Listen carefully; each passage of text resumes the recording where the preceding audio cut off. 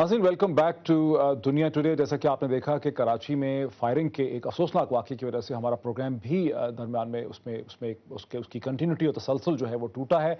इस वाक़े की पूरी डिटेल्स भी हमारे पास नहीं है। 11 बजे की खबरों में मज़ीद डिटेल्स जो हैं वो आपके सामने आ सकेंगी। इस वक्त मेरे साथ स्टूडियोज़ में, जैसे कि आप जानते हैं, सेनेटर फैसल रज़ा आबदी साहब हैं, मज़हर अब्बास हैं, मेरे साथ हनीफ अब्बासी साहब हैं।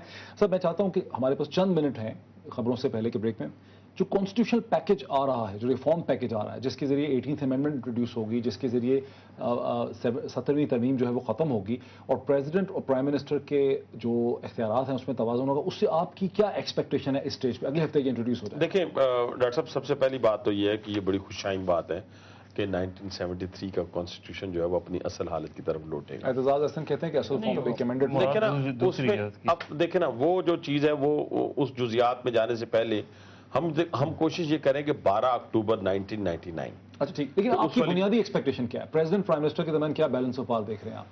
नहीं देखिए, वो तो अब सारा आ गया उसमें, जो भी सर्विसेज चीफ से लेके और दूसरा जो जितने मामलात हैं, 58(2)B है, ये सारी चीज़ों का खात्मा है। वो तो सादा सी बात है।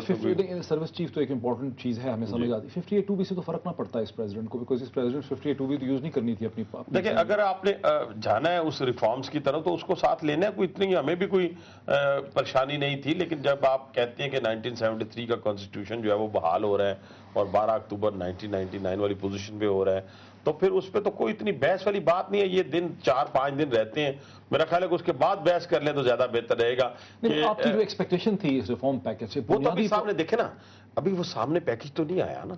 अभी तो वो जो हमारी डिमांड रही है, आपकी हमेशा डिमांड रही, मैं वो ये कर रहा हूँ कि वो चीज जो है अभी सामने आ जाएगी। अभी जो हमें दिखाई दे रहा है वो यही है कि जो तीसरी तकरीर जो करनी थी प्रेसिडेंट साहब ने, वो मेरा ख्याल है कि ये 5-6 दिन का जो सेशन जो मैं समझता हूँ अपने शेड्यूल से हटकर है, उसमें शायद वो लेके आ रहे हैं और वो तकरीर जो है वो शायद मतलब हम प्राइम मिनिस्टर को एम्पावर होते देखते हैं। जी बिल्कुल देख रहे हैं एम्पावर होते हुए। दूसरी बात ये कि जिस तरीके से इस कमेटी ने काम किया है, हालांकि सारी जमातें थीं, एक तो इसमें से खबरें उस तरीके से लीक नहीं हुई अनटिल अनलेस कमेटी ने खुद नहीं चाहा। तो जिस अंदाज में काम हुआ है वो बहुत अच्छा है। जो स्पिरिट है बिल्कुल ठीक तमाम सियासी जमातों की, वो बहुत अच्छी है कि एक हम एक कंसेंसस ऐसा लेकर आए जिसमें वो सारे शुकूक व शुबहात दूर हो जाएं जो लोगों के जहनों में। हो सकता है कि अब भी कुछ चीज़ें रहें थोड़ी सी, लेकिन बाय एंड लार्ज इस कमेटी ने जो काम किया वो रिमार्केबल है। जो दो काम हुकूमत को करने, एक तो अपनी गवर्नेंस को बेहतर बनाना है। देखिए अभी आप पिछले 1-1.5 हफ्ते से आपका मिनिस्टर ऑफ फाइनेंस ही नहीं है। आपके बाकी जो मामलात हैं, गवर्नेंस से गवर्नमेंट इलेक्शंस में जाएगी।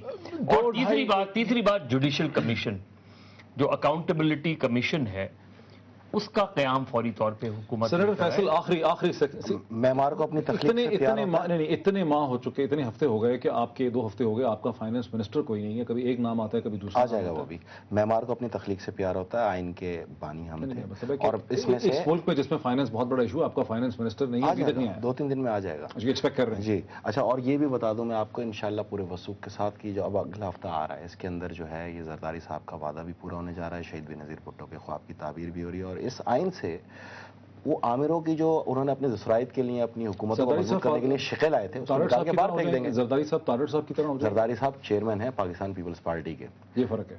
तारड़ के पास कोई चेयरमैनशिप नहीं थी। लेकिन प्राइम मिनिस्टर सीरियसली एम्पावर्ड होते देख रहे हैं। प्राइम मिनिस्टर हो या जरदारी साहब हो, दोनों का एक एजेंडा है, democracy is the best revenge, और दोनों शहीद बेनज़ीर भुट्टो के वफादार जी हैं। प्राइम मिनिस्टर को सवाल ये करेंगे क्या जरदारी साहब को वजीर आज़म बनता? क्या आप centre of gravity prime minister की तरफ शिफ्ट होते देख रहे हैं? बिल्कुल देख रहे हैं और इंशाल्लाह देंगे उनको, और हमें पूरा यकीन है कि उसको पावरफुल तरीके से चलाएंगे। Centre of gravity prime minister की तरफ हम उनको अगले इलेक्शन में भी वजीर आज़म देख रहे हैं। अच्छा, वक्त हमारा जो है बिल्कुल खत्म हो गया। सेनेटर साहब आपका, मज़हर आपका और हनीफ अब्बासी साहब आपका बहुत शुक्रिया। नाज़रीन, हमारा प्रोग्राम कराची में फायरिंग की वजह से डिस्टर्ब हुआ, पूरा वक्त नहीं दे सके। बहुत से ऐसे इश्यूज, बहुत से ऐसे सवालात थे जिन्हें हम उठाना चाहते थे कॉन्स्टिट्यूशनल पैकेज के हवाले से, जो अगले हफ्ते आ रहा है, उनको हम डिस्कस नहीं कर सके। इंशाल्लाह अगले हफ्ते जब हम वापस आएंगे तो कॉन्स्टिट्यूशनल पैकेज की क्या इम्प्लीकेशन है, उसकी क्या सिग्निफिकेंस है, उसके क्या नताइज निकलेंगे, उसे हम तफसील से देखेंगे। देखते रहिए बेहतर से बेहतर तज्ज़िये के लिए दुनिया टुडे। बहुत शुक्रिया।